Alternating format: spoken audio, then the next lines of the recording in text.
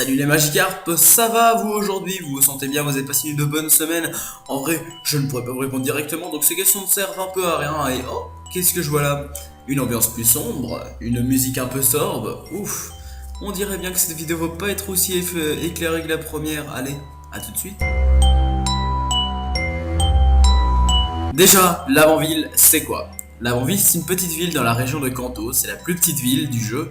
Il n'y a que 4 bâtiments dont la tour Pokémon, donc une tour remplie de Pokémon morts, ne voulant qu'une seule et unique chose, le repos éternel. C'est dans cette tour que vous affronterez le fantôme d'une maman ossature, tué par des membres de la Team Rocket qui, une fois vaincu, pourra enfin trouver le repos éternel et vous pourrez enfin aller défoncer de la Team Rocket en famille. Voilà pour la petite description de la ville. Maintenant, découvrons ensemble pourquoi cette ville a la réputation d'être la ville la plus effrayante de la licence Pokémon.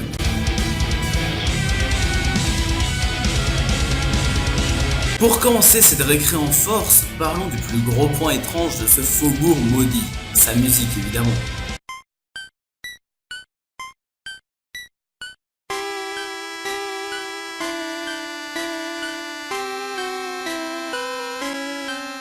Ouais, la musique ressemble pas à celle des autres villes. Elle est pas rassurante et ne donne pas vraiment l'envie d'être écoutée H24. Néanmoins, cette musique a, selon une légende urbaine évidemment, été censurée. Enfin, pas la musique entière, mais une note, un son caché aurait été retiré. Donc pourquoi cela? Attention insensible, s'abstenir, bienvenue au Japon. Le syndrome de Lavanville, ou Lavender Town Syndrome, est apparu à l'époque de Pokémon Vert Feuille, ou Pocket Monster, version bleu, rouge ou jaune du Japon évidemment. Le joueur, communément âgé de 7 à 12 ans à l'époque, avait pour grand but dans le jeu de capturer, élever et voyager avec des créatures sauvages. Jusque là, rien de très grave, on connaît le principe, puis vint le moment pour ces enfants de découvrir cette petite ville calme, voire même trop calme, Lavanville.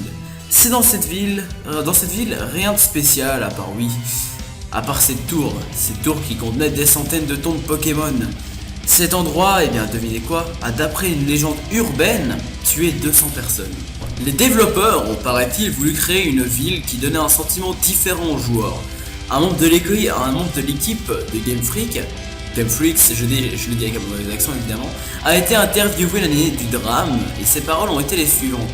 Lavanville est différente des autres villes, elle est plus petite, a moins de résidents, n'a pas d'arène de champions, et surtout la musique est très étrange. En fait, dans la première version du jeu, on nous a demandé de changer légèrement la musique de fond de jeu, parce que ça pourrait ennuyer les enfants.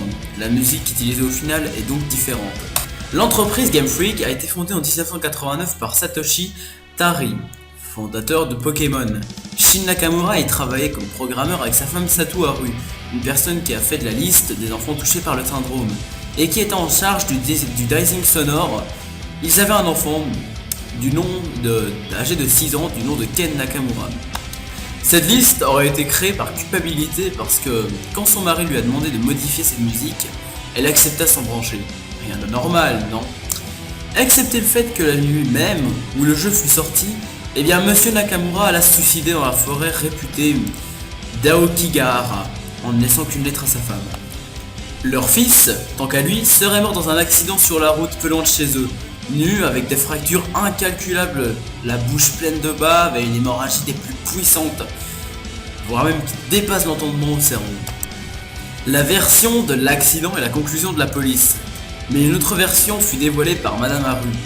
Pendant le sommeil de son enfant, le père lui mettait des écouteurs aux oreilles, en faisant passer en boucle le thème de Lavanville. Leur fils a par la suite gravé des symboles bizarres, étranges et inconnus sur sa peau, avec un couteau, et tenta d'attaquer des passagers d'une voiture qui l'ont écrasé en le laissant pour mort derrière. Les cas d'enfants troublés, morts ou malades n'ont été associés qu'à ce syndrome qu'en 96. Les enfants pouvaient avoir des migraines, des maux de tête, saignements des yeux, des oreilles, des sauts d'humeur, des addictions au jeu, des violences spontanées, de la réclusion, des pertes d'attention. On peut noter que 67% des enfants ont eu des tendances suicidaires. Et les troubles ne se sont ressentis que sur des enfants de 7 à 12 ans. Certains ont expliqué qu'ils jouaient avec un casque, donc le casque serait un élément qui jouerait dans ce syndrome.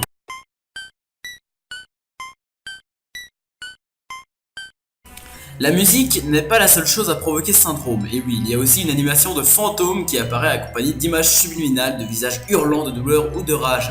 Il y a aussi un spectre de la mort et surtout des photos de cadavres. Dans Pocket Monster, Pokémon vert, un Pokémon est connu sous le nom de Pokémon 731. Ce Pokémon peut être trouvé sur la route 7 au 31e bloc d'herbe en hauteur. Pour ceux qui ont déjà joué à Pokémon, vous connaissez les habituels sons, musique lorsqu'un combat commence et démarre. Alors, on a la musique du combat et on a la musique du Pokémon. C'est pareil pour celui-ci, sauf qu'au bout d'un petit moment, après avoir eu une vision du Pokémon, une série d'images glauques apparaissent, des cadavres, des chirurgiens, un bâtiment, une image du drapeau impérial japonais avec deux kanji, empereur. Aussi, pendant ce combat, notre chère musique de l'Avonville est jouée plus vite cette fois-ci. Essayer de l'attraper ferait planter complètement votre jeu et après un bon démarrage à l'ancienne, l'écran d'accueil serait modifié et la musique serait jouée 10 fois plus vite.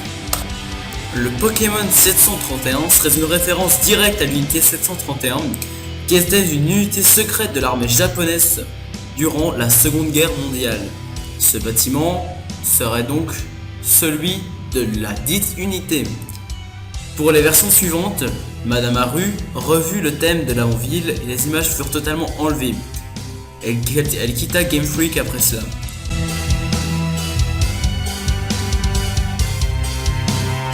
Le dernier point de cette vidéo est celui de l'enterré vivant, une personne rencontrée à la tour Pokémon. En cliquant sur sa tombe, il apparaît, il a encore en décomposition, il a d'ailleurs des cadavres.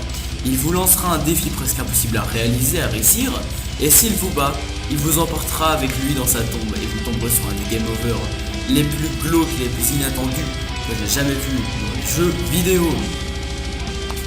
La conclusion, voire même la question est pourquoi, après toutes ces choses horribles, Pokémon a pu continuer à être aussi répandu et pourquoi tant de personnes veulent découvrir toutes ces choses totalement incroyables.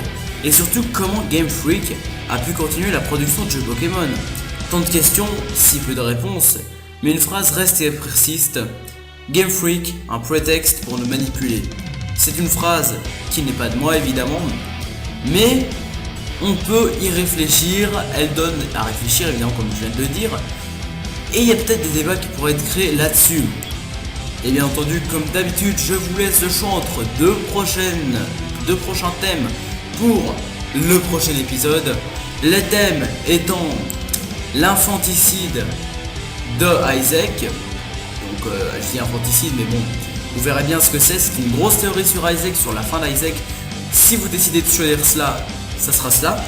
Ou bien alors ça sera le coma de Sacha. Là nous aborderons la théorie du coma de Sacha. Nous l'aborderons du haut en large, traduite du site anglais qui l'a créé, ne vous inquiétez pas. Sur ce, je vous dis à la prochaine. Passez une bonne journée parce que cette vidéo sortira en journée. N'hésitez pas à vous abonner, liker, commenter, ça me ferait extrêmement plaisir. À partager évidemment sur vos réseaux sociaux, IRL ou quoi. Ça m'aiderait énormément sur l'avancée de la chaîne. Vous êtes 23, c'est déjà bien, je veux dire. Vous êtes 23 personnes et en moyenne 20 personnes à regarder l'émission, ce qui fait extrêmement plaisir. On se voit dans 1 à 2 semaines. Je ferai bientôt une vidéo explication sur l'inactivité des séries. Ne vous inquiétez pas, les séries ne sont pas arrêtées, c'est juste moi qui ai un peu de mal à suivre le rythme. Allez, bye bye.